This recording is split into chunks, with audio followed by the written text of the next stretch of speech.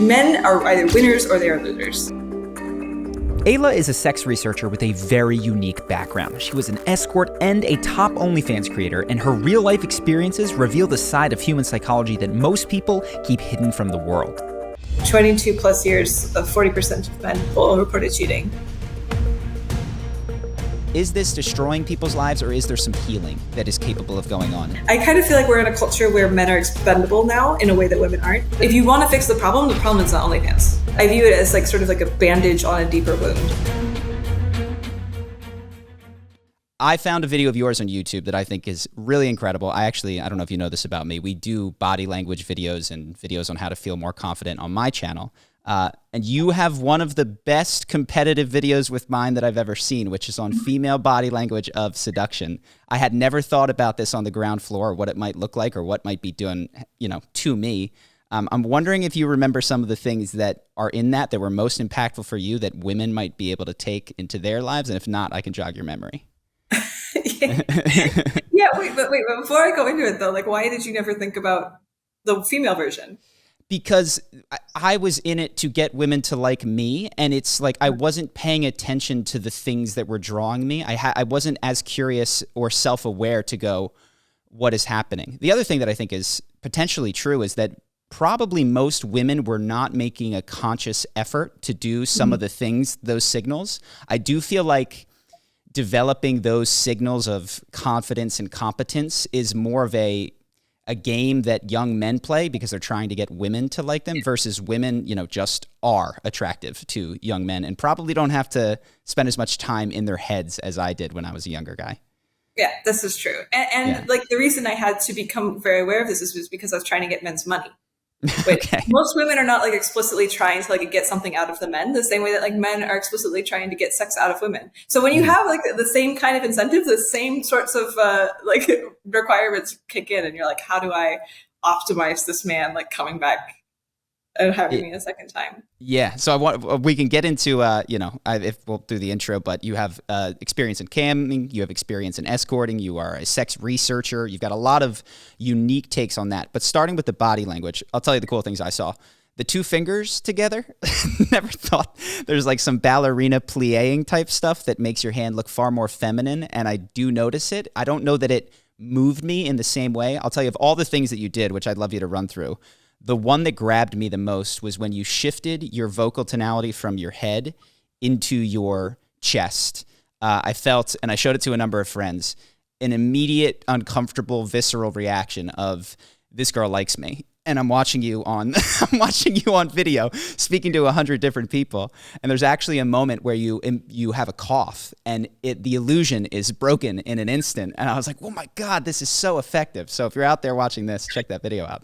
Oh yeah, it really is. It's because the thing is, for me, it has to be conscious because I don't know, like I'm probably autistic or something. Like there's definitely something kind of strange going on in my head. So all of these things that a lot of the women around me seem to know naturally, I had to like study them consciously and be like, okay, they're doing this with their body, and like very deliberately add on each one of those. But yeah, there's lots of, you want to like appear very delicate and seductive and make sure that your angles are really good.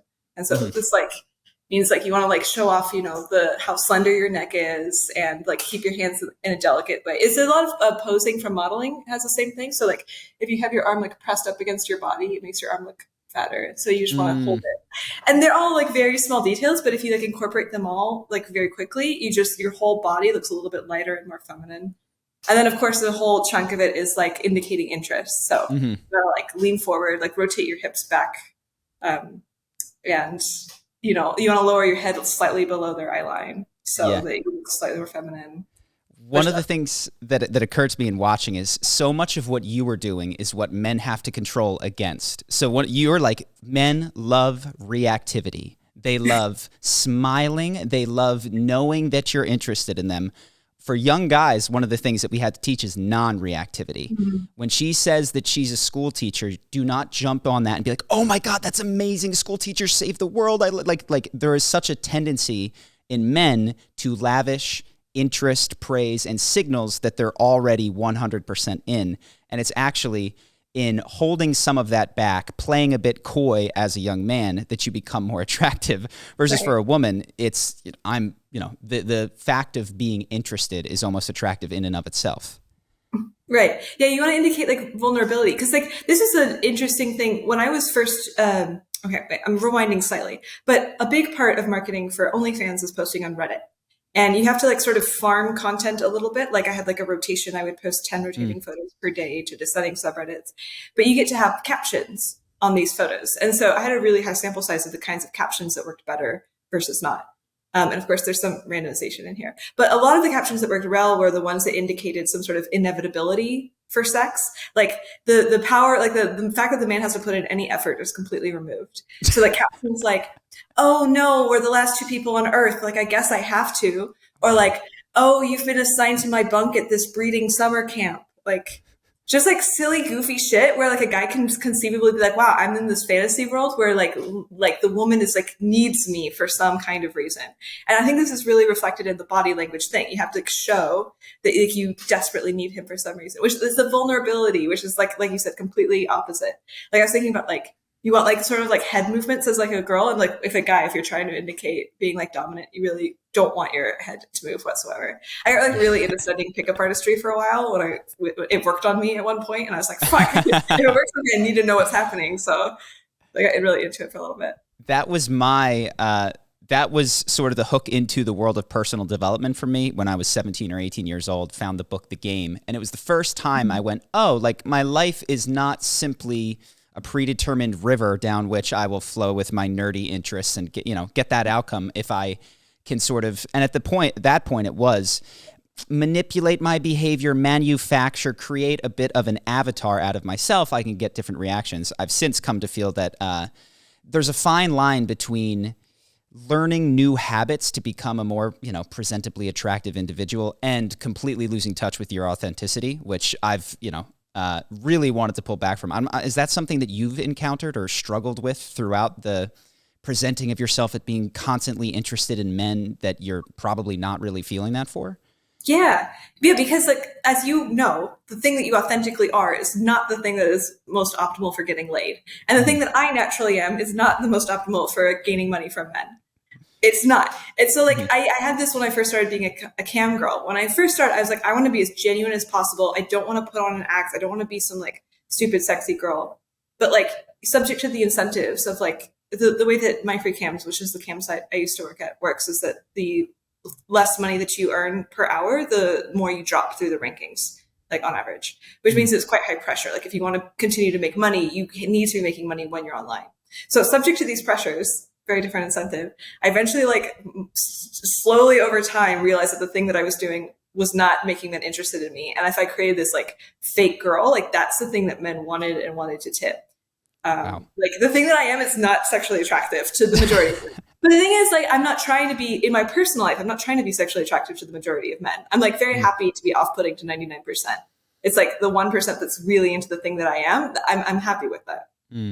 So let's talk about what is interesting to a broad group of men. Now, most men think, I like this breast to waist to hip ratio, or this hair color, or this eye color, whatever. You identified a number of very, I think, deeply true, sometimes, well, I don't want to put a moral judgment on it, but there's a bit of disturbingness that I think some people will have at what is attractive. The one that made me go yeesh was when you discussed the need and the feeling of men wanting to have power over you, and that was best felt in them when they made you do things that you didn't want to do. So can you like sort of break that down a little bit? Yeah, it's I would say like a slightly more sympathetic variation on that, which is like you have a sense of your power when there is tension. And most men are not like cruel sociopaths. Most men are not like getting off on the fact that like I'm suffering or something. But there's definitely an aspect where like if like by giving some resistance, the power becomes clear. So it becomes like quite salient and you have like a visceral sensation of it. So if you're like, oh man, I'm so like, I've never like orgasmed 3 times in a row. That seems like scary and bad. Like if you can put some sort of like, this is a hill for you to climb. This is something that like I have some incentive to do, whether it's like artificial or not. Then men are like, like if I can get you to pass this sort of thing that you're supposedly expressing you don't want to do, then I feel Like I have some sort of direct visceral contact with you as a person. Like I am having an impact. Impact is just like really giving them an opportunity to just demonstrate impact on you is important. Yeah, it's unfortunately I mean you gamed that signal of that's usually a very honest signal of authenticity is when someone goes, "Oh no, I couldn't possibly." It's like, "Oh, I found their boundary." Inside of that is, their person. And if they move that boundary to accommodate me, that means we're in authentic relationship. And it's like, "No, no, no. I found out that I could put a fake boundary out here, break that fake boundary, and now you think you're So, I mean, this brings me in a ton of directions. So, it seems like one of the things that is you mentioned this and that is needed in these interactions is validation. Do you find that from the perspective of the man who was paying for that they were receiving what they wanted in a way that was lasting or meaningful to them, or at least as lasting as any other purchase that you might make, or in terms of filling some sort of internal need for that validation? Well, I think it's difficult to say from their perspective because I don't know. But there is a lot of times where I do feel like there was a legitimate validation going on. Mm-hmm. Like often these men are not great at sex, but often I still really enjoyed their company and really did find their jokes funny, Like the thing is that they didn't get like the negative signals. Like sometimes I would have been like, wow, I don't like that joke or something, so they didn't get that signal, which is the difference. But generally speaking, I actually had a great time with most of them. And if they came away from that, like feeling like, wow, like I can have a good interaction with a woman where she likes me, like that doesn't quite feel wrong. Like I'm just like younger and hotter than they are. And so like I'm out of their league right now. But like if I weren't, I very well could be dating them. Yeah. And I mean, if you remove the sex aspect, which I actually think is, I could be wrong, not the core emotional thing that is needed in that relationship. It's not unlike therapy in a lot of ways. And so, I have a therapist and, I'm sure that she likes me and has generally positive regard for me. But like, if I stop paying her, I don't know that she'd want to get on the phone with me every week and talk about only my life and my problems. In fact, I'm damn certain that she wouldn't. So I guess do you see that parallel between the therapist role of, sincere but somewhat feigned one-sided support where like, look, I'm here to meet your needs and you're here to meet my financial needs, but there is still hopefully some sort of, I guess what I'm asking is like, is this destroying people's lives or is there some healing that is capable of going on in these? I think it's absolutely healing. Okay. Absolutely. Yeah. I mean, I can't like obviously speak for them, but my guess is on net quite more beneficial than it is harmful. Okay. I think you're right that like a lot of men are using this for more therapeutic purposes, but I think for men, therapy and sex are quite intertwined. Like it's difficult to differentiate them because there's something like you just want to somebody accepts you as a person. And for women, being accepted as a person is a default because you're like fundamentally valuable because you have a womb. Men don't get this at all. And so I think like women like haven't really experienced like the lack of this thing. And so like have trouble understanding it a little bit better. But for men, like in order to feel like okay and at peace, you need to have somebody being there. Your semen is worth it, bro. Like there's like some just fundamental psychology shit from like our evolution, right? Like this is what it means to be like safe and valued as a person. You just can't separate those two things. Yeah, to be received and desired sexually, it feels very core to what it is to be necessary on the planet as a man. I do think that there's some deep biological truth. Hopefully meditation can break you out of that cycle, but I totally agree with you. One of the other things that you mentioned of male psychology in your post that I thought was fascinating was this competitive nature that you were able to tap into. Can you talk a little bit about what competition means to men? Yeah. Okay. So this is interesting because of the comparison between camming and OnlyFans. Have you heard me talk about the comparison at all? I've read 2 separate articles, but I don't know that I ever heard the direct comparison made. Okay, so with my free cams, the way this works is you have, kind of like this. There's a broadcast. I'm saying, hello, it's live. People are, typing things at me. You can see the chat. You respond to the chat. People tip in the chat, and then you do things. And so the core feature of this is that all of the men are visible to each other. It's like I'm hanging out in a room with a bunch of other guys. And so the guys can see each other tip. They see me reacting to other men. So this naturally fosters a super competitive environment where like you get one guy who rises to the top. Like the purpose of tipping is not just to make me happy, but to demonstrate dominance over the other men. Like because you're doing it to like the cheers, like everybody can see that you are the guy that gets the girl. Yeah. But so what's interesting to me is that like for a long time, I figured that this was like basically the best way to get money, to get men to pay you things, is like the competitive nature. And to be fair, it's like, it is true, but like OnlyFans is very different.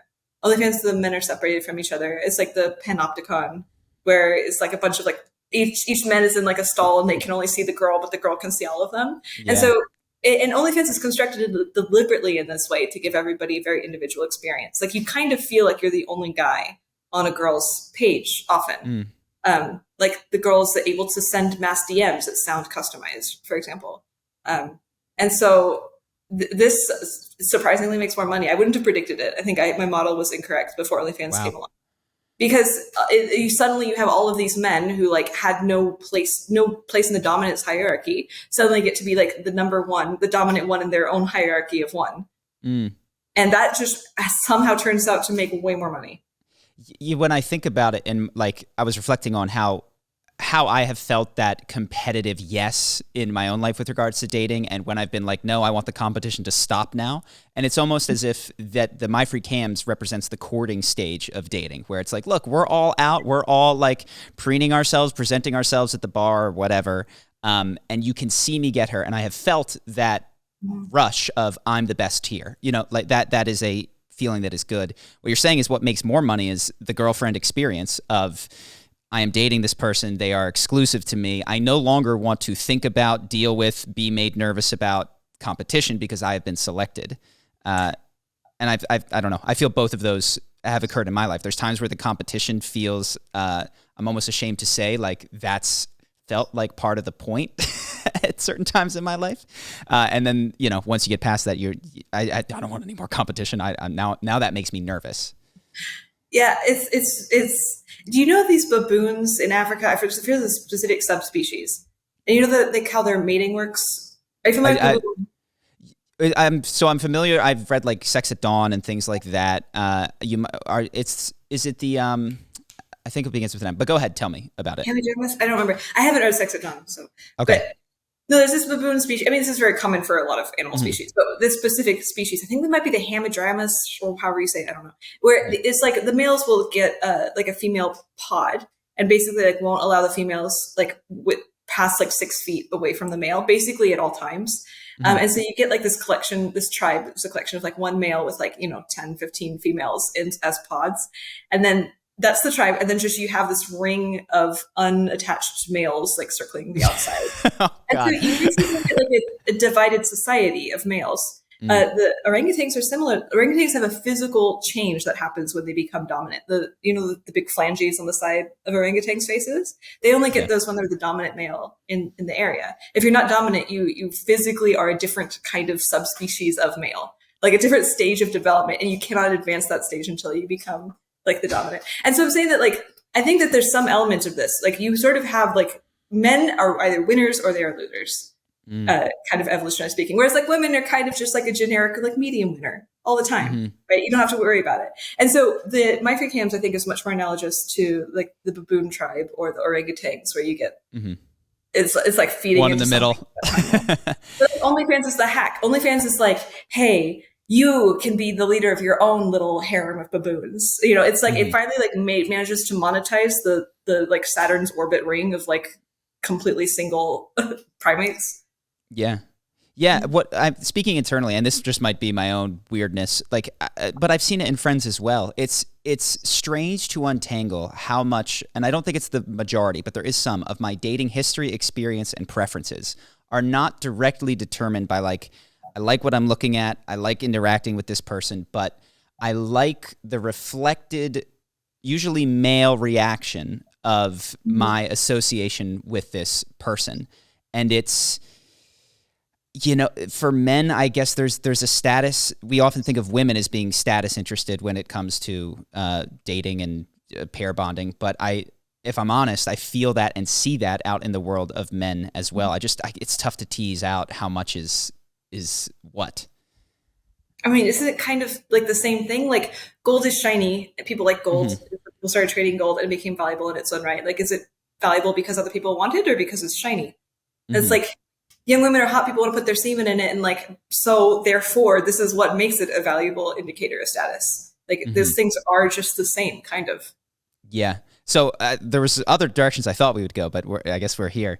Personally, in my own life, I have gotten a lot of the things that I have wanted. I have, made the money, had the success, dated who I wanted. There were women that I dated that didn't realize at the time, but was convinced this is it. If I get this, I'm happy. I have it. And having sort of gone through those external things, received external validation, and found that not much had changed on the inside, I have tried to limit my interaction with status promises, things that will raise my level in the dominance hierarchy. I've stepped back from. Do you think that can ever be undone? Because I still feel that pull. I'm like trying to get into meditation, Buddhism, all of these other things to opt out of a game that feels like even if I win, I lose. And I'm just curious if in your own life you have any thoughts on that. This is a very personal question. You don't need this. I don't know if shows up in your research, but yeah, I feel the emptiness of that. I'm having the same thing, right? Like you're playing the man game, I'm playing the woman game. Mm-hmm. And like, I'm never going to be the youngest or hottest one. There's always going to be like, and I always kind of want that. I'm always going to be like mad that I'm not the most, beautiful, 19-year-old on the planet. But I think for me, the answer is just to like losing. Mm-hmm. Like the experience of playing the game is very delightful. And the experience of playing the game sometimes includes losing. Otherwise it wouldn't be a game. And so like this sort of like agonizing feeling of scraping and like wanting and being like riddled with desire, like that is the point. That's the whole point of like, being on this planet. I really like that. I think I implicitly felt that for many years. And when I tell some friends, it's like they very much feel like you. They're like, fuck it. I love the chase. I love I love whatever it is with money or status or trying to make X project work. And it's like, I don't want to zoom out and go, yeah, the heat death of the universe. And then it's all nothing. I like being very present in this feeling of desire and converting desire from this win-lose game to what you're describing as sort of the infinite game of like, look, I'm here. I want things and then I die. I'm going to enjoy and connect with the wanting of the thing, whether or not I get it. I think I could perhaps incorporate some of that. I just guess I hate losing so much. It's part of it. And then the winning, like I said, isn't as satisfying as I imagined it might be. Were you saying that you used to believe this and then you sort of moved on, or? So I didn't know that this was my operating system, but like I mentioned, I found the pickup artist, the game stuff in my 19s. I was a very shy and nerdy person before that. And so this was a promise of like, oh, all those things that you thought were outside of your life path can now be in there. So like I, was a late bloomer, didn't really date. Now I could talk to girls, and some of them even liked me. And then I found the 4-hour work week, and it was like, oh, you thought you were going to work in a cubicle? Now you can make your own money. You could do all this cool stuff. And so it was a really fun journey, but I didn't realize inside of me there was this belief that if I got the 1 million subscribers or that girl or this thing, that something that was missing that I didn't even identify as being missing would finally land in me. And it didn't. And then I found psychedelics, and then I went, holy shit, the answer is not where I've been looking for it. Still very grateful for the journey. Wouldn't knock anyone off that external path. I think it was a really valuable time in my life. And I've just gotten so much more. When I have a want, I try, instead of getting it, to sit and feel the want and feel the implicit suffering in the now not being enough. And I'm not good at it, but that's where I am at this particular juncture of my life. Like you're in the stage of attempting to accept the fact that you want. I'm in the stage of trying to stop solving internal issues with external fixes, is what I would say. And I have, luckily, so one of the things that I can point to concretely is that I do think, as cliche as it sounds, some of my external pursuits, not only with women, but with money, were to win the validation of my dad, to like be enough for this very particular person. Yeah, daddy issues forever. Daddy issues. I think they're far more common than people acknowledge. I felt very ashamed when I discovered that want in myself, and I realized that, I can't, this route, acknowledging that it's for him is far too painful because I don't know how to get it there, and it just hurts so fucking much. So I'll just say, if I can, get 100 other people, that will give me this missing piece. And instead, feeling that desire, expressing it to him, mending our relationship has been far more gratifying, touching, moving, and has made me land so much more in the present, where I feel like it's easier for me to be authentic than, you know, trying to become the person that everyone else liked. And now it feels easier for me to be myself and be disliked by other people and have that be like, oh, it's all part of the game, you know, lost that one. And it doesn't torture me in the way that it used to. It's so interesting because lately I've been on a genetics is everything kick, where you ever like get like a frame to view the world through, and then you just attempt to look at the world through that frame like all the time. And lately my frame has been just genetics is everything. There's no, and that is just a point of evidence against, like, I would have suspected like, oh, maybe you were just felt insecure because you're just genetically predisposed to like being desperate for other people's approval. But I think this is actually, it sounds like if you could actually fix it, then probably it wasn't genetic. Yes, I was. He just was here. I mean, I don't want to get all bleary-eyed and teary, but it's crazy how a small fix in my relationship with him can leave a lasting fullness in me that I was like, oh my God, all of that other shit was just like, it was looking in the wrong place. So I know this is, you know, I've read all your stuff. I'm ready. I'm prepared for this conversation. I know that you don't tend to find those trauma narratives sufficient because of how different your experience was. And, you know, you have had very challenging times in your past with your own family. And there's a period of time where viewing yourself as the victim of your story was very detrimental to you. Am I understanding that correctly? Yeah. Although, to be clear, the thing that you described to me about your dad didn't necessarily sound like a trauma narrative. Okay. But I wasn't sure if you were like intentionally comparing the two, but also, yes, separately, you're correct about mine. Got it. Well, so I sort of was. My understanding, if I'll do me, was that there was a thing that I needed that I couldn't get in the place that I desperately needed and wanted it. And it hurt so bad to not know how and not be able to get it that I shut off connection with, I'm going to go left, and was like, I'm just going to go right 1,000 miles an hour and try to find that need over here. So to me, I do think there was, you can call it trauma. There was a traumatic split between he and I that, when healed, had a profoundly positive effect on my life. Does that match your experience, or does that not? Because it sounds... I think not necessarily. I think my conception of the trauma narrative is when you feel traumatized because you're expected to feel traumatized. Okay. Which does not preclude like actually being trauma. Like actually, I like this. The thing that you described just sounded like, hey, I like was fucking hurt by this thing, and then eventually got it fixed, which is a normal, reasonable thing. Got it. If your story had been something like, well, yeah, it was a shitty relationship, and then just like everybody kept telling me like, man, you got daddy issues, and I was like, you know what, maybe I do, and then then I would have been like, might sound like a little narrativization. But I understand. It's when you expect there or are told that there needs to be trauma somewhere, so you go fishing for trauma, so you perpetually victimize yourself in a way that might not be appropriate for your particular situation. Then you fall into this pathologization trap that is not good for you. But if it spontaneously arises, or with, loving guidance, you feel that and you get that thing and it heals you or has a positive effect, then like, great. Yeah. The thing is, like, a lot of the time, like, actual pain and also trauma narratives come hand in hand. Like, my dad was a fucking shitty, abusive dickhead, and that, like, did in fact cause real issues. Like, I still have, like, some, like, old, scarring, like, lodged in my psyche from this, that I don't think was caused by an attempt to make a narrative around it. And then separately, I also experienced a lot of suffering from people telling me that I should be really upset by what happened. And so both of those things, or like, like sexual assault can do this too. Like I had like a shitty experience escorting once where like I didn't screen a guy and he got violent.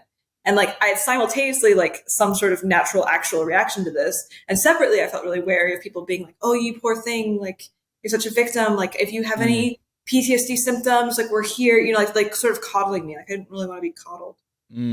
I think that one of the things that can cause that, and I try to be wary of this, is it's very unclear in any interaction who is trying to be healed and who is expected to be the healer. So the person coming to you being like, oh my God, you poor thing. The question is, are they really looking at you, feeling your energy coming at them and responding to what you are putting out or what you're holding back?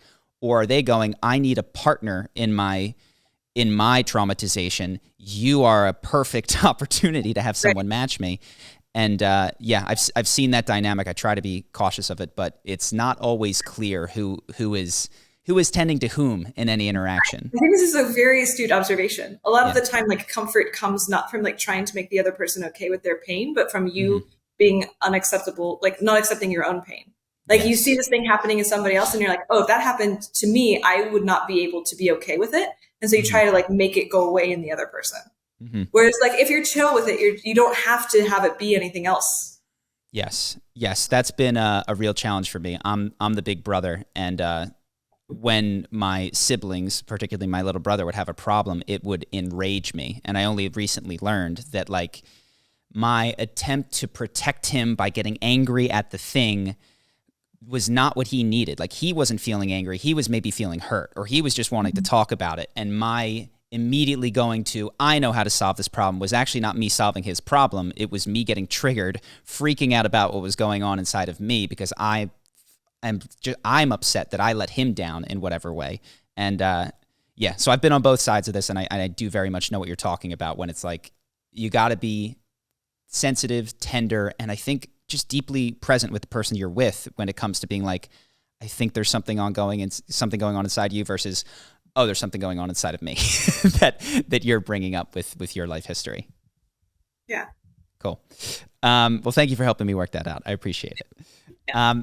Sex. Let's go to sex as regards trauma. People view it through a number of different lenses. For a Christian, is a divine connection that is, only meant to be done in marriage. It's not really about pleasure. Other people, it's just about feeling good.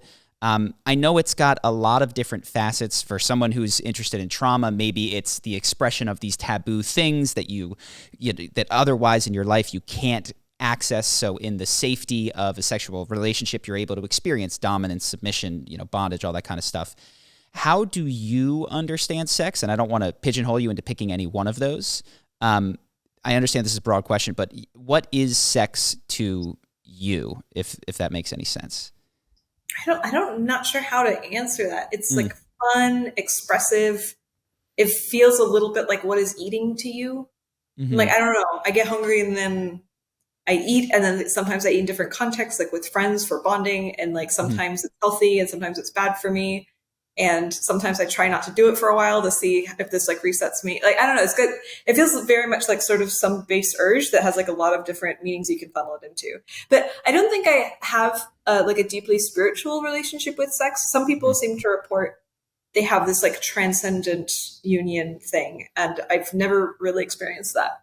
The other thing that I admire in you that also I admit a bit of fear about is the lack of shame with which you live your life, with which you post things, with, that you engage in sex. I think it's inspiring at some level. And how did you get there? Can you talk about like how because I feel like shame is so deeply ingrained in so many people that I know, myself, society at large, particularly when it comes to sex. So how did you wind up as free as you appear to be?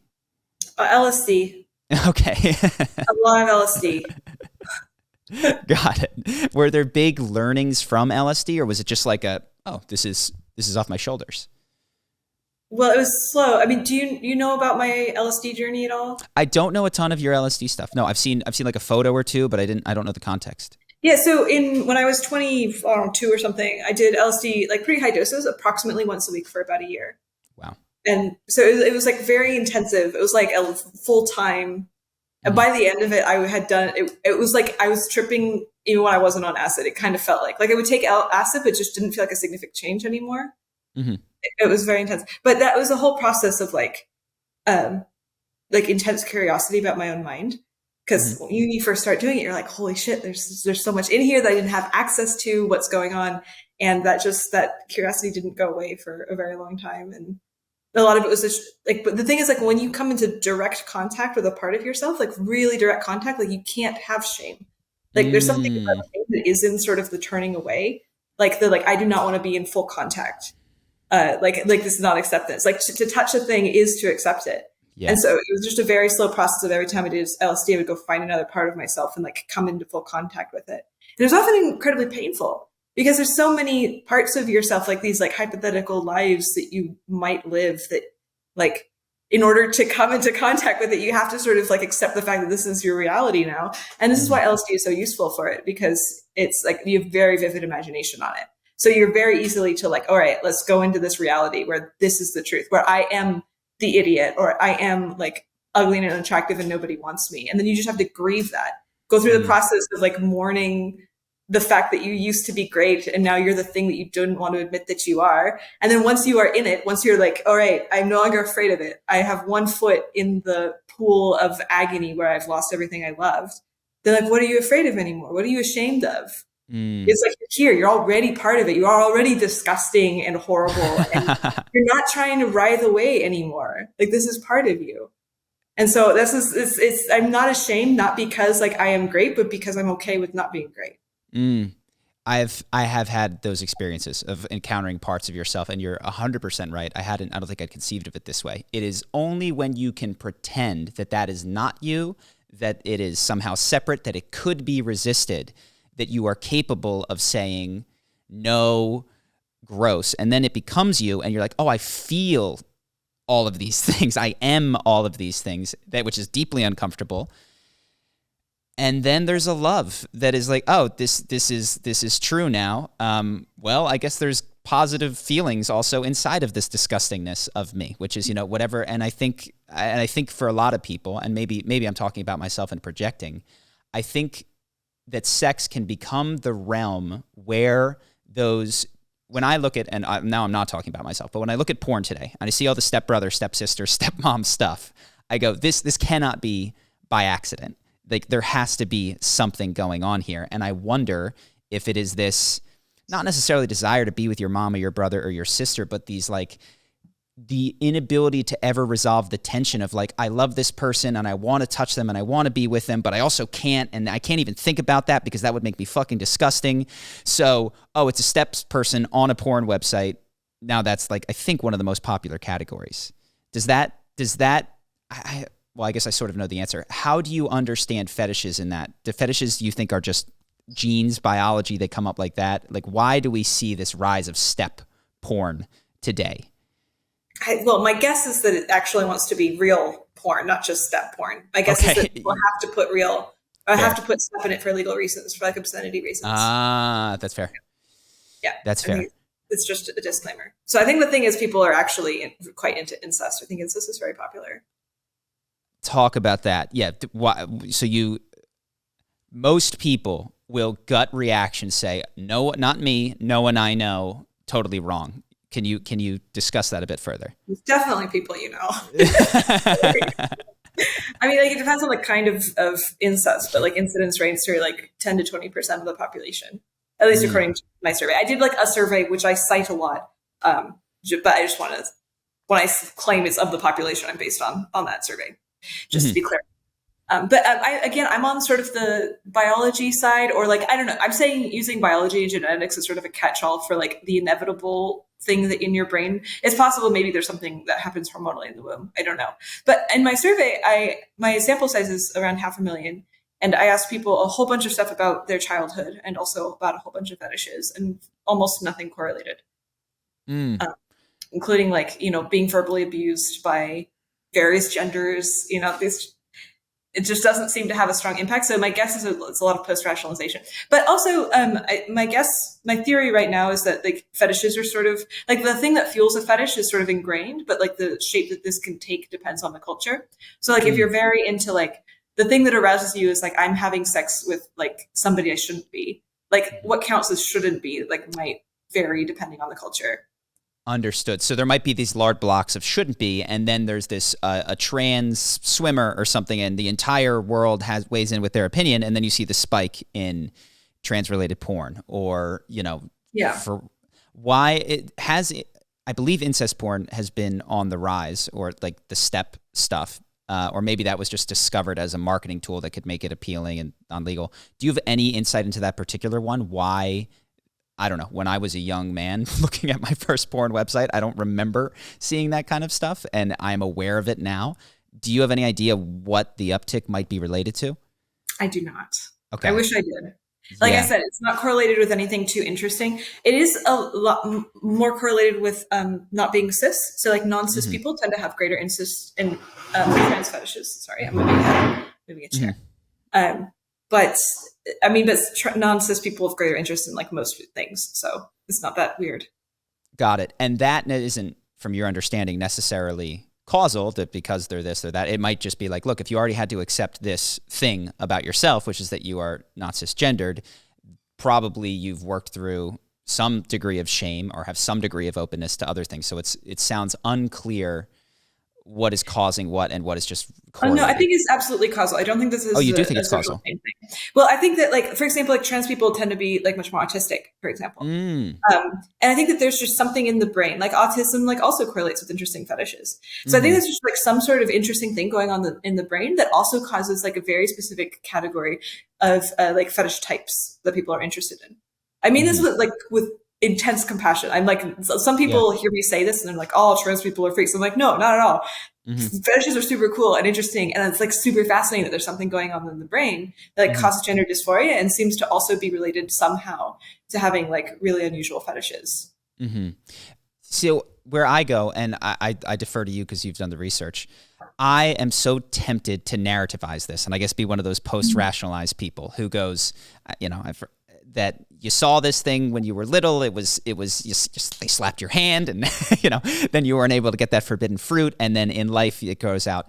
And I guess it's because I do it to myself and I go, where does this, I'm fairly vanilla, but I look at the things that I want and I go, where does this come from? Is this from a one-to-one desire for this thing to happen? Or am I looking for something underneath that? I'm not necessarily against narratives. I'm against I wrote this article, which I don't remember, but like I call it like sky problems and earth problems. And like sky problems are when we think of things as like psychological and sort of under our control. Like, oh, if you only looked at this differently, oh, if you only applied more will. And then earth problems are things that are kind of not like that. Like, oh, you have a digestive problem, or oh, you have schizophrenia. It's not you, it's your brain. And I think like the correct way of doing it is like to not be limited. I think a lot of people like limit themselves to one thing. Like, if you're having anxiety, you're like, I must narrativize this. I must come up with some sort of like intellectual explanation for why this is like my issue. But like, maybe you just need to stop eating caffeine.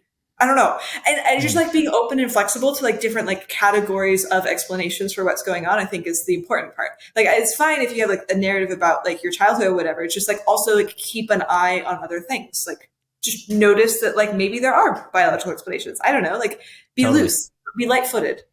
I love that because as I look at my own life and I look at other people, I see sometimes they are able to do healing, improvement through external means, and it makes a lasting positive impact. Even, some people will get plastic surgery and it's like their personal issue is just gone. They're not upset. There's a book, Psycho-Cybernetics. It's like some people would walk out of there feeling incredible. Then you have on the flip side people who can't stop getting plastic surgery. It doesn't solve the inner issue.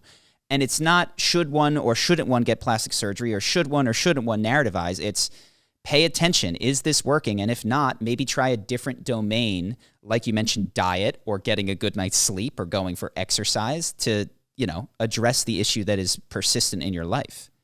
Yep. Yeah, absolutely. Just keep an open mind. I think this is my issue with a lot of like the post-rationality community is that it feels like they're like sort of overcorrecting into a very like sky problem lens. I'm like, sometimes just, it's okay for to view things through that, but just like don't exclude the other, because it's all interconnected. We don't exist with just one or the other. Like it's this part of the same thing. So that reminds me of open relationships. I don't know if it's a sky problem, earth problem thing, but one of the big issues with open relationships that I've been in some is jealousy. And I found that to be an intractable problem. I'm curious if you've been able to work with jealousy that you felt and mitigate it to a significant degree. Yes. Yeah, I don't know. I definitely get jealous, but it feels like, I don't know, worth it. It's possible that I'm just like not predisposed to getting quite as jealous as other people, so that it's just like a baseline easier for me to handle. But usually for me, jealousy comes when I'm afraid of being replaced in some way, or like I perceive, even if it's not rational, like even if I'm totally aware this is not a threat, like somewhere in my being, I'm like, okay, I think this other person is actually gonna beat me in like some sort of important hierarchy that I value. Like that's when it gets really painful for me.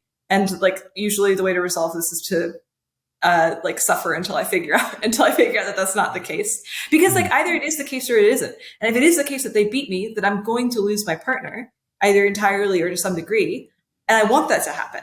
Like if my partner does in fact want to be with somebody else to the exclusion of me, then that's the correct outcome.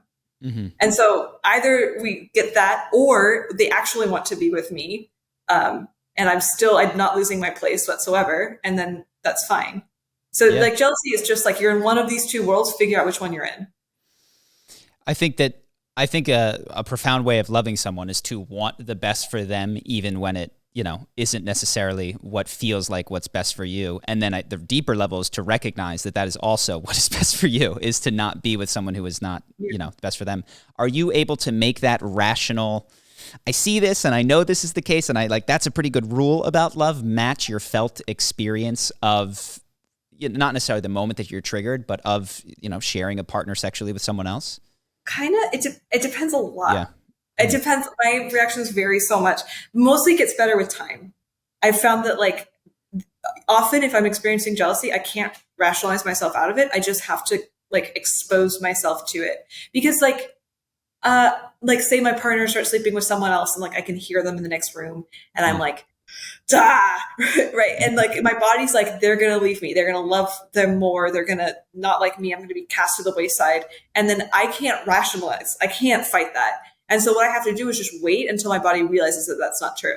And sometimes for me, sometimes this takes a couple months of being like, oh, my partner keeps coming back to me. That's weird. Oh, my partner keeps fucking me passionately. Huh. And then eventually my body gets the hint. And then like when they fuck someone else in the next room, I'm like, oh, this is, it's not under my conscious control. I just have to be exposed to it. It's kind of like you can't become confident by like willing yourself into confidence. You have to, in fact, go through the steps that actually grow the confidence. It's very much like that. I cannot will myself out of jealousy. I just have to like expose myself to the truth until the jealousy naturally self-resolves.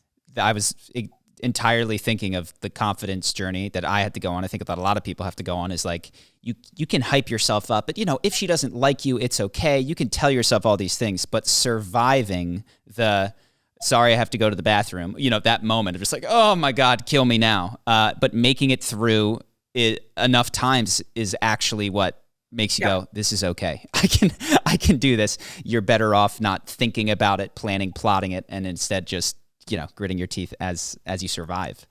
Yeah. And sometimes it's harder than others. Like when my partners like date a girl who's more similar to me, I get a lot more threatened because I'm like, she's competing along, like he might value, and it's better for me when they date somebody that's like not like me, because then I'm like, oh, we're not competing. You're just getting different needs fulfilled.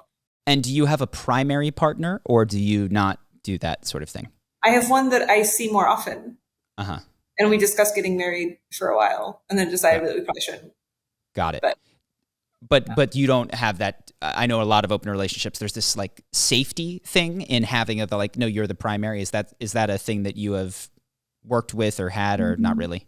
I don't like that. I like the descriptive primary as opposed to like, I'm down to be like, hey, do you want to get a house and have kids thing?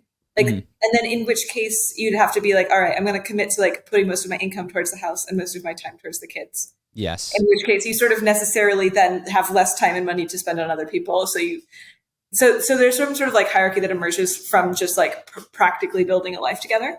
But I don't feel like I want the hierarchy for the hierarchy itself. Like as long as it's like based on some sort of like external project. Yeah. Then I'm okay with it. It's very brave. That's very brave. I think it often is an psychological backstop to be like, look, I have this title, I have this label, and it imposes a false sense of control onto what is, look, this person might like somebody more, might decide that somebody is better, and I'm not going to pretend that a label can protect me against that. So I think that's brave. There's some feeling where it's like like I know my partner is with me because he wants to be. There's no other. Like he can go out his door and fuck any woman, any other woman in the world. Like there's nothing stopping anything. And he like, it's 100% voluntary that he chooses to come back and spend time with me.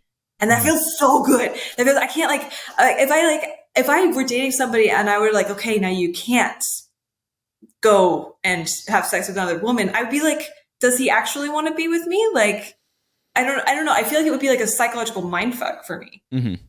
Well, I guess, one of the things that I love about the modern age is the breadth at which people are testing different arrangements and not just committed to like the nuclear family is it. This is how it works, that we have multiple tests going on, that some of them will work for some people, some of them will work for the majority.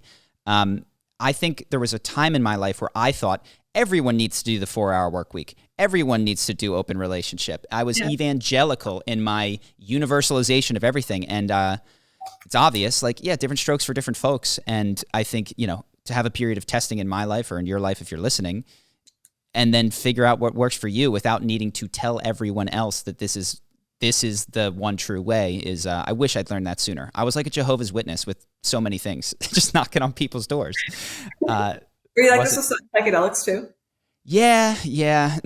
I mean, I've learned now to, the thing that I didn't know how to do was to invite without here, you know, like I was like, if I had a gift for someone, it was like, I'm going to put it in your hand and now you have it. And now I have the capacity through psychedelics to offer sincere, open, genuine invitations and to really receive back. Sometimes people will tell you yes, but they energetically say, fuck no, you know, like, you know, hey, you should maybe join our circle of, you know, we could talk about this or shame or whatever. Oh yeah, maybe. And it's like, I hear you. No fucking way.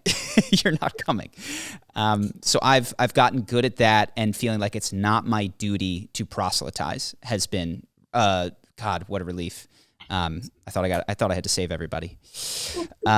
So let's urge, like it's sort of sweet. Like I know that's not great to, you know, be like a super evangelical, but there's like some urge, like there's a thing that worked for me and I desperately want everybody to be saved. It's like, it kind of comes from a nice place.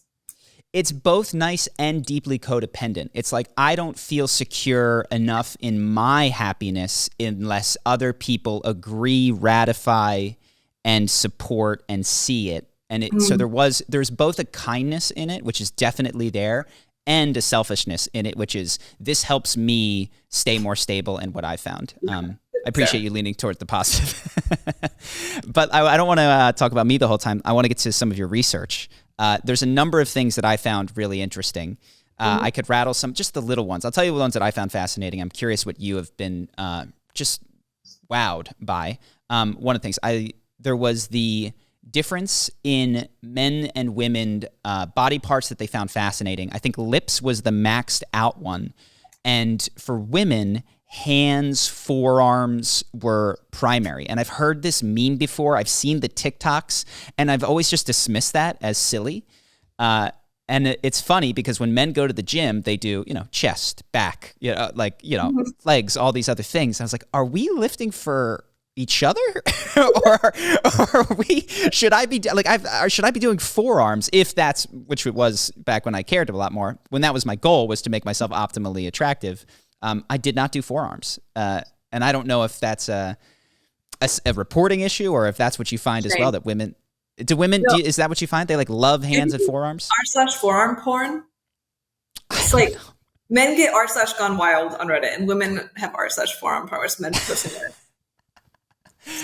It's funny because I've heard that and resisted it for years. Like, what's the hottest thing a man can wear? It's like, it's a button up with his sleeves rolled up. I was like, why do the sleeves got to be rolled up? Like, that's goofy. I think it's an expression of dominance. It's like one of the easiest ways to, because like women are particularly into dominant submission dynamics, like power dynamics, sexually speaking. And I think like the forearm is like a symbol of like, you know, like when the Twilight vampire like pins the girl's hands over her head and she you know, gets butterflies or whatever. I think it's like the most clear symbol of like being able to like have power over someone. Interesting. I wrote down a couple more of this. I want to grab these so I don't forget. Oh, here's one. Men finding cunnilingus as erotic as women do. So like the interest in a man giving and a woman receiving is like, bam, this matches. And then, but for blowjobs, women find them less erotic than men do. So there's a disproportionate dip there. I don't know if that was one thing that you saw, but I was like, oh wow, cunnilingus, bam, like perfect matches. That was another one. And I wrote about, there was one about South America that matched my experience there. I don't know if I wrote it down, unfortunately. I don't remember this. Was it about bestiality? It was South American women find irritation and annoyance in their partner to be more erotic relative to their, you know, other counterparts in the world. Which I don't know. It's, you know, I sort of see that I guess I see that the stereotype is of the sassy, emotional Latina woman who I guess is like more irritating to the man. So it didn't 100% match my experience. I've never been there, so I didn't know how to interpret those results. What I encountered living there was, so I spent only a week in Norway, but I spent about a year and I spent 3 years in South America, actually, almost 3 years between Costa Rica, Brazil, a bunch of other places. And what I saw there that was always jarring was the way that you pick up women is wildly direct and is borderline assault in the United States of America. Mm-hmm. So the first night out, I remember like watching a guy grab a girl's arm, yank her to him. She pulls away, no, and you're looking around. I'm not a fighter. I don't know what to do. And within 3 minutes, they're making out, and it starts with this like. There's almost, and again, I don't want to this was my experience many times in Brazil. At these outdoor parties, was watching this dance of leave me alone. No, I'm not going to. And the confidence was almost displayed in the I will not take your initial no for real, which is, of course, opens up a whole bag of worms about consent. But doesn't seem to be an issue that they're grappling with it like we are in the United States of America right now. They seem to understand or at least accept still that there's an emotionally there is a surface level communication and there's an below the surface level communication, and that is it's dominant down there and can be very freaky to engage with. I think this might actually be the norm. Like I think like the whole U.S. consent culture is like an abnormal aberration in all of history and mankind. Like you have a lot of bridal rituals which involve her like officially like saying no to the man, and then he has to like kind of persuade her or kidnap her in some way. Like the woman like saying no and there being some force is like considered sort of the default way of doing things. Yeah. So it sounds like there's just like enacting that ritual. So I do wonder if it has to do with like economic development and how that impacts the roles that men and women play in society. Yeah, I don't like my conspiracy theories that has something to do with testosterone levels. I don't. Like, I've heard some, like, people arguing that the microplastics thing is fake, but, like, I could hypothetically see a world in which, like, the developed countries have some sort of different thing going on in diet or in, like, food, I don't know, like packaging that, like, leads to decreased testosterone. And testosterone is very strongly linked to sexual aggression. I wonder. So I love that you come at it from a different way rather than the narrative that you're coming, the biology. You're going back to like, what chemicals do we have inside? In mind? Yeah. Yes, I appreciate that. I wonder what that would show if they tested, testosterone levels in Brazil versus Norway versus America. And then other things that I saw, the cheating levels, one of the biggest differences that we see in terms of men predicting if women cheat is roughly accurate. Men they're a little bit under. Women cheat a little bit more than men expect them to, especially over time. But the gulf between how much women think men cheat and how much men report cheating gets wider and wider and wider as time goes by. Yeah. It's like a roughly double, right? I think. Yeah, it was. I mean, what I remember is it just goes. I don't remember the exact numbers on the axis, but that one of the things that is scary is everyone thinks that they are not that person who is not being confused about if their partner did or did not cheat. Well, that of course happens to someone else, but I was just looking at the numbers and going, man, there's like, I forget at what point, but there's 10 or 20% of men that are wrong about their women, and there's 20 to 30% of women wrong about their men. The basis of a lot of relationships is not what people think it is what I sort of took from that. Especially for men, like most cheating rates measure, they ask like if you look at other studies, people measure it by age. Like, out of 45-year-old men, how often do they cheat? But the thing I looked at, I measured it by length of relationship, which is different numbers very much. At 22 plus years, 40% of men in my sample reported cheating, which is quite high. Yes, that is. Yeah, I wonder if that's of the age that those men are likely to be, and what that said about maybe they got into a relationship very young because they started in whatever the 80s or something like that. But it also makes sense that no, the longer you're in a relationship, the harder one break causes infidelity, so you do expect to see it go up over time. What have you found? So that was what those were the things that moved me about your data. Is there things that in your research that has really wowed, shocked, impacted you? I've recently been looking again at the poly data. Like I measured poly versus monogamous relationships to see how they differ. Mm-hmm. And basically the thing that was interesting to me is that like I asked people to rate themselves on a spectrum from very monogamous to very polyamorous. And the quality of relationships was basically a U shape. Like fully 100% people who are like, I am a totally poly, they had very slightly better relationships than very monogamous people. Like roughly the same. Like maybe you edge out a little bit. Whereas if you rate yourself as, you know, I'm like partially a little bit little bit poly, 1 foot in, like you have much worse relationships. People like trusted each other less, had less sex, reported being like more jealous, having fights, like not like we don't fight well. We're more likely to agree with that statement, that sort of thing. Yeah. So, I mean, I feel that, yeah.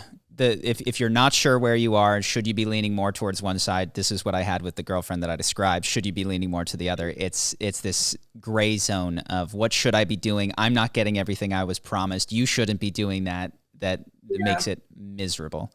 Yeah, I don't think that like people in the middle necessarily have bad relationships. I just think that like if you are going to have troubles in your relationship for whatever reason, then you are more likely to end up reporting being in the middle. Got it. So if you're already having issues, you're like, why don't we open it up? Sort of, kind of like on business trips, and then it's like, well, you've got a crappy relationship that you now slapped this semi poly on top of, which just means that. I think people move from monogamy a little bit into polyland as a way to fix their relationship. Also, I think it happens when there's an asymmetry. One person really wants to be poly, the other person doesn't, so they land in the middle as a compromise. You know, a lot of stuff like that. There's also, I think, cultural stuff. Like being poly is just hard in this culture. Like we don't have the same resources that monogamous people do because monogamous people take it for granted. Like all of your movies, TV, every depiction of relationships comes from a monogamous frame. So you have this template of how monogamy works. Poly people don't. You have to invent your shit from scratch.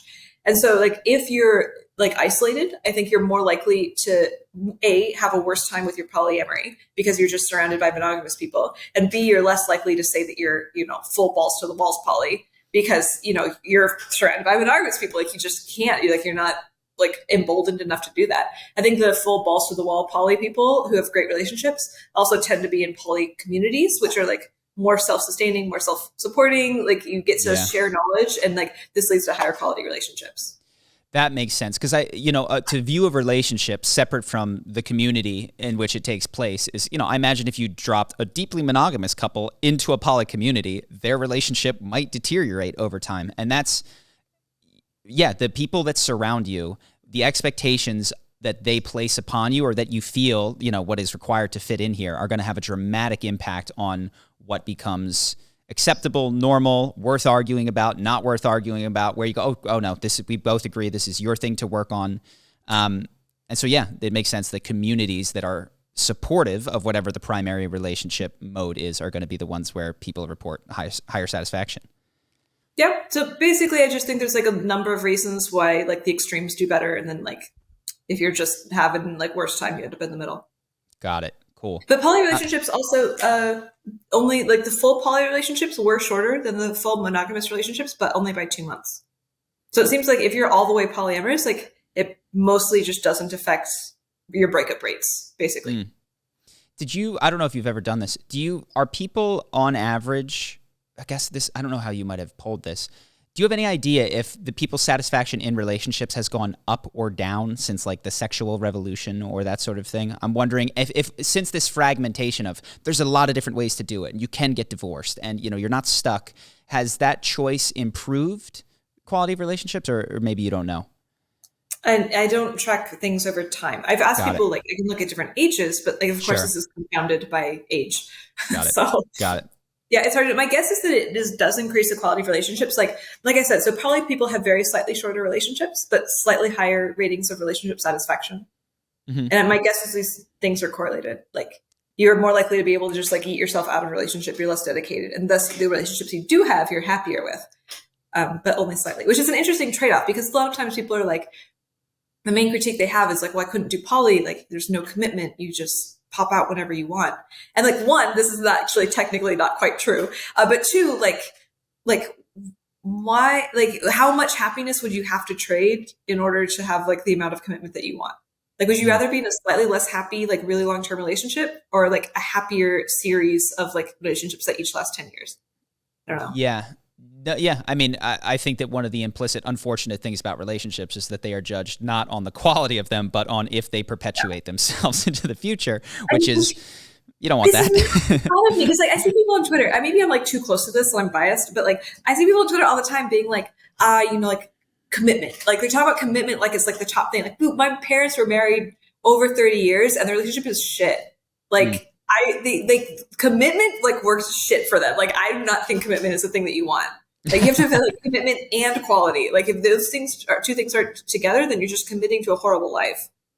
Yeah, and I do understand the conservatives, though, that point to that as like, look, this is the bedrock of society because we got a mom and a dad, and then they have these babies that are healthier as a result of it.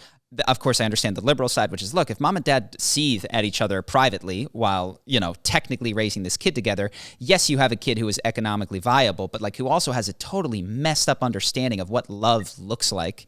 But I understand both instincts when I think of like the Jordan Peterson, we need the nuclear family.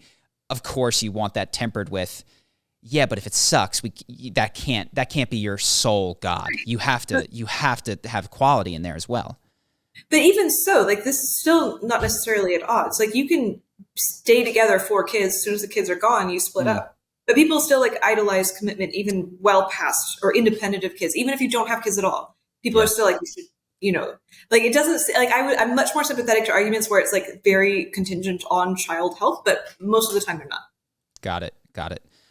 Okay, so there's 2 things that I want to touch on before we wrap. The first is going back.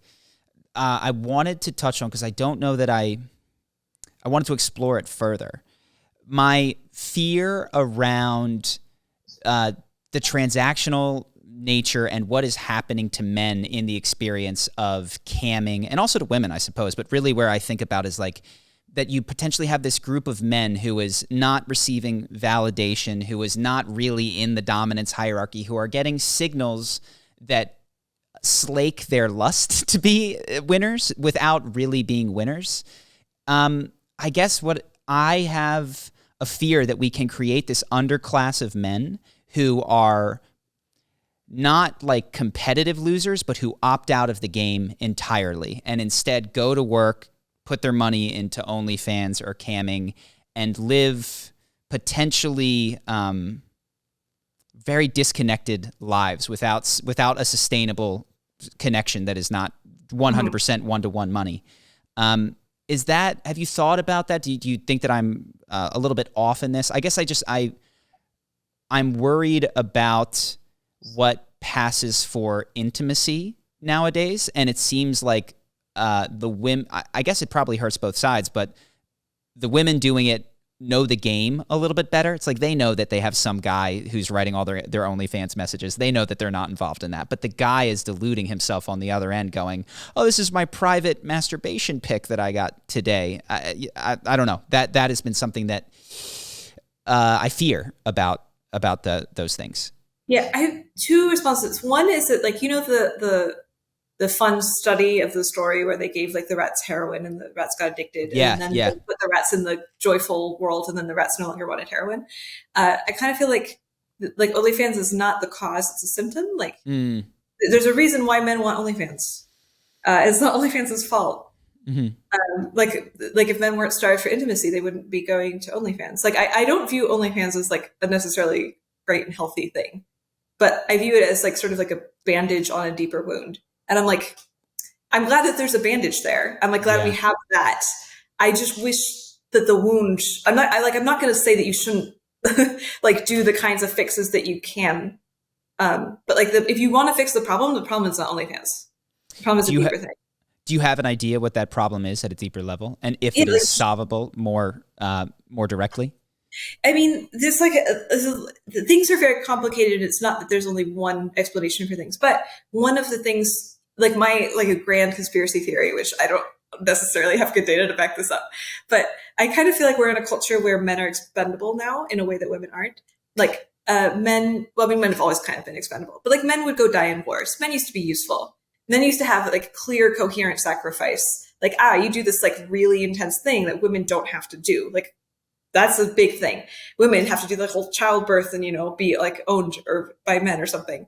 I think this is like kind of an equilibrium in which like people sort of, there's the large conceptual like valuing of each other. But now the sacrifice that men has to pay has largely been lifted. Like, men aren't dying in wars or fighting bears, but the sacrifice women has to pay, the womb thing, is still going on. We haven't solved that problem yet. And so we disproportionately see the effort that women are putting in and not what men are. And so I think culturally we just are like, why men though? Like, what sacrifice are men giving to society in a way that I think is like starting to seep into like our sex dynamics, into like our culture, like woke, the politics, whatever, like pickup artistry. Like, this is why I think we're having like men be such, like why we're in a culture where men are very afraid to act on women. And women are so powerful. I'm very pro women being powerful. Don't get me wrong. I was raised in a horrible conservative environment where women were expected to be housewives. I view this world with like a great deal of very personal like pain and hatred. So I'm not like advocating. I'm like very happy about it. But I just think like it comes from sort of like, we just happen to have arrived in this thing where like men, my guess is that this is the thing that's leading partially to OnlyFans. Like, why men? Now, if men want to have a role, now we've created the role nicely packaged in a little website where you get like the happy button, the little heroine in your cage. Mm-hmm. It's quite sad. I think we need to invent artificial wombs to fix it.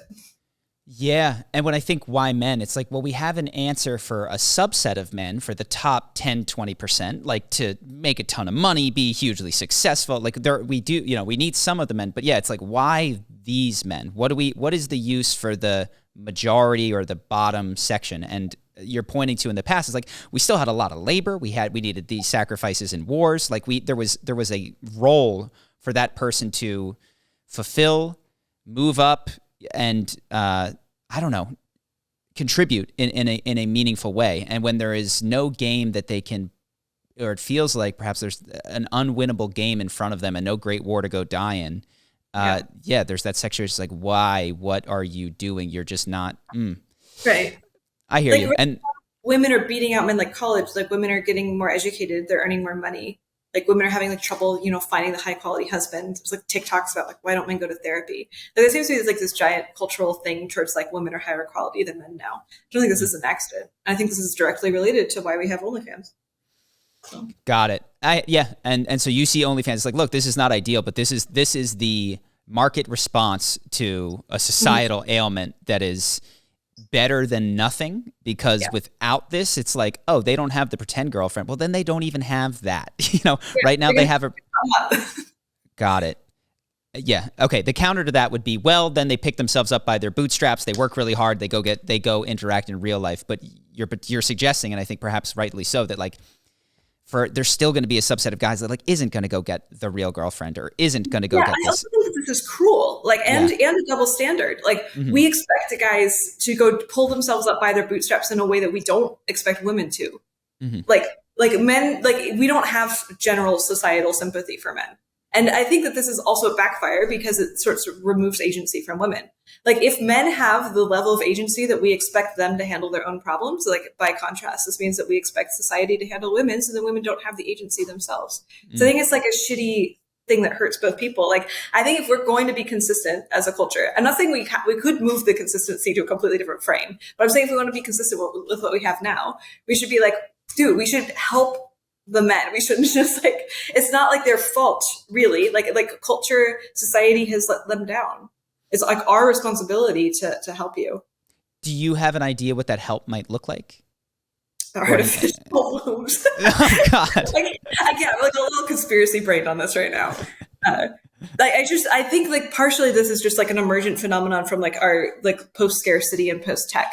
Like, if you start like fucking with society's norms from an evolved species, you're gonna get like really weird shit where there's imbalances going on. My guess is like we need to like remove the thing that like we removed men's sacrifice. Now we need to remove women's, because otherwise like women are just gonna be considered to be more valuable. Got it.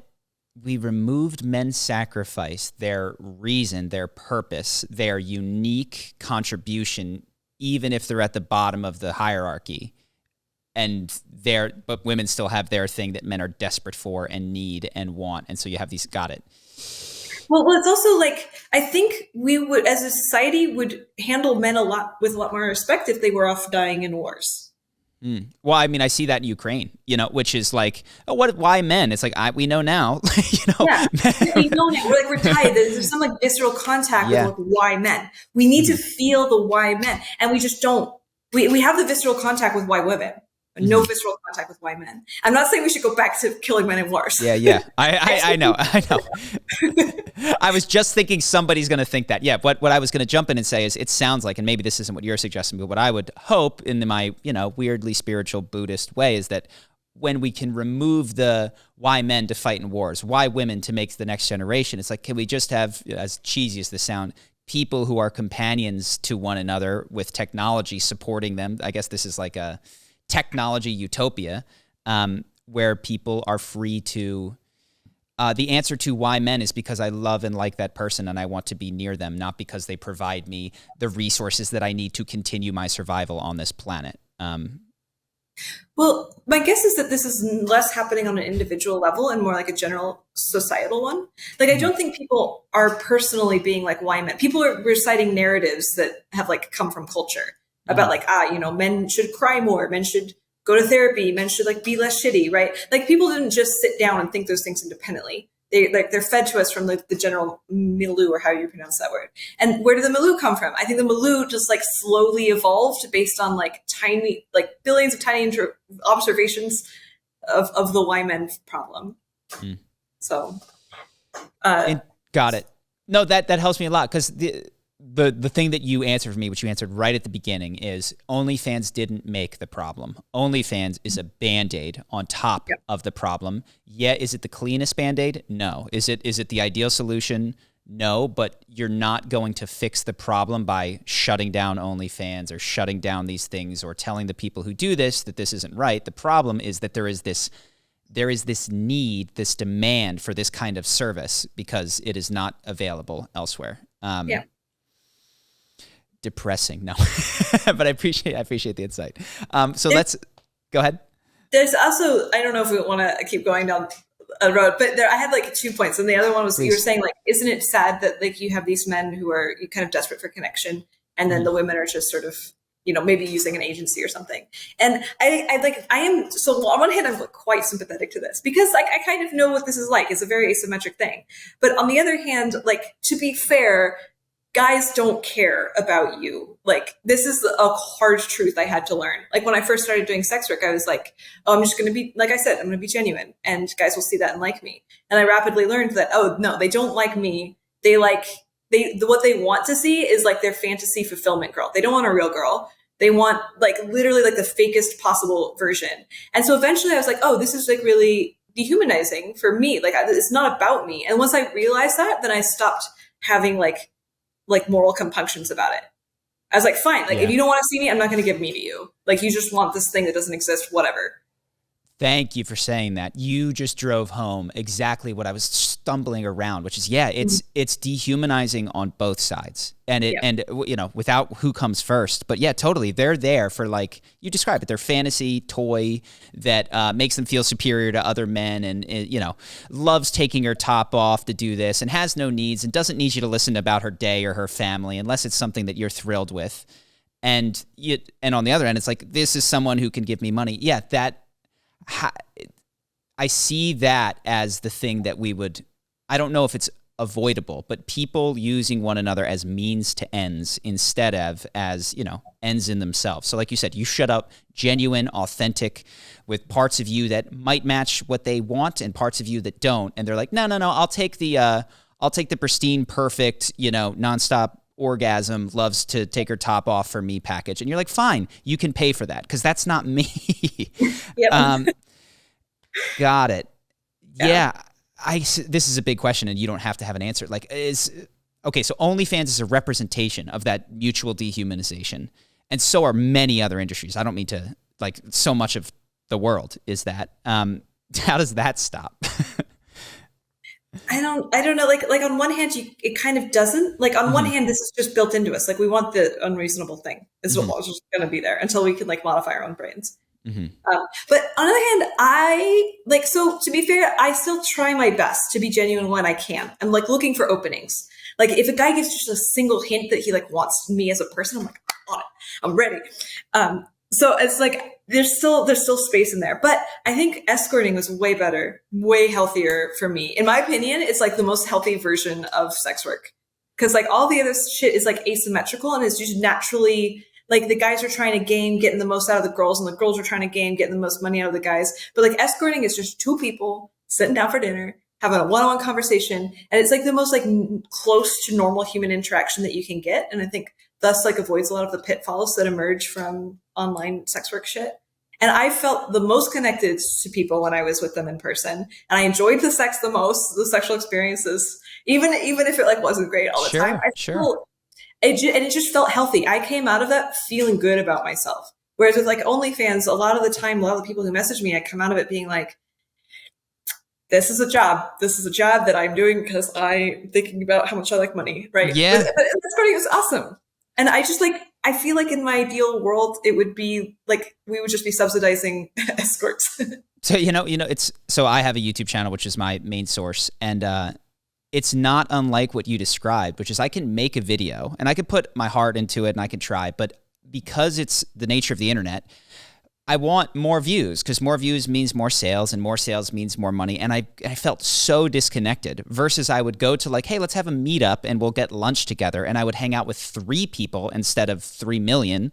And it was like, oh, this is it. So it's a trite observation, but the scale of the internet, which is so appealing for financial reasons, is so destructive to the human connection piece of things, which is, I guess, what enables you to stop dehumanizing people in the first place is like when you are sitting down to dinner with the girl that you just paid as to do escort, like I would imagine you want to know her at that point versus when you're doing it on OnlyFans, like, I just want you to pretend.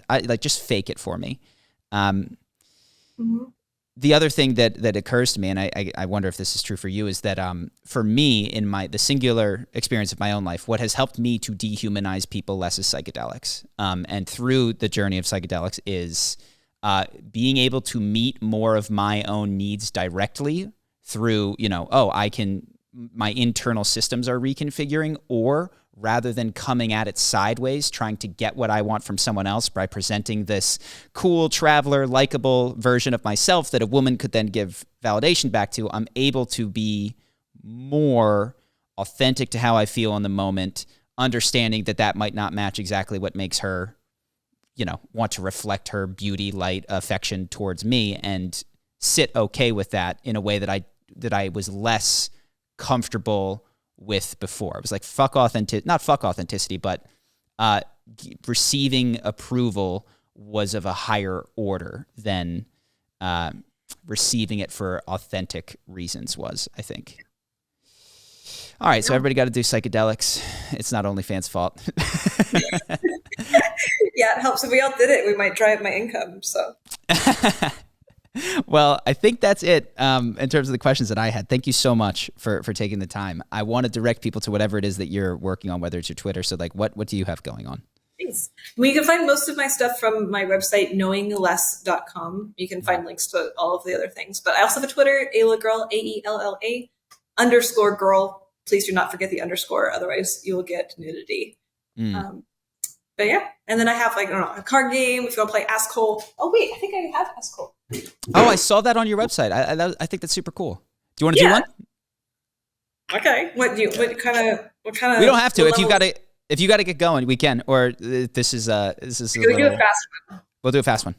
Okay. What category do you want? You want romantic, sad, thoughtful, controversial? Controversial. Oh God, why did I say that? Okay, let's do controversial. Okay, I'm not gonna pick that one. How do society's morals differ from your own?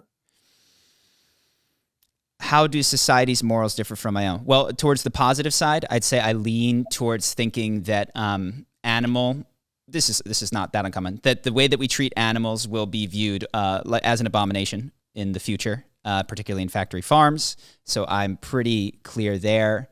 I also think that there's it shouldn't be governmental, but that the wealthy should give probably more to charity than they do. And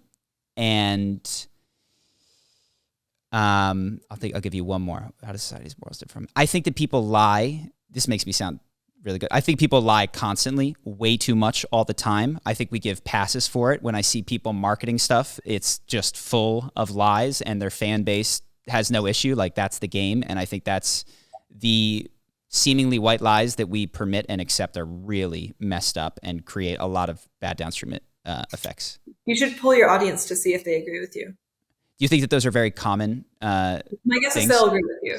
Okay, so maybe I missed the spirit of the question. Damn. That's okay. I think there's like something you're pointing at though, which is like we seem to have a norm that like nobody else seems to be really outraged about. Yeah. All right. Well, so you show me what a controversial answer looks like to that one, if you have one. Where is society's morals differ? I mean, so I think the meat eating thing is good. Mm-hmm. Like, I think there's a good chance that like the majority of your followers would disagree with that. I think that's also mine. Like, I think we're probably going to look back on meat eating with like similar horror to other horrors that I'm not going to say because people get mad at me. Yep. I know. Although I do eat meat, so. Got it. Yeah. Cool. So not guilt-free. But yeah, thank you. This was lovely. Thank you so much, Aella. I'll send people to your thing, and yeah, that's it. Boom.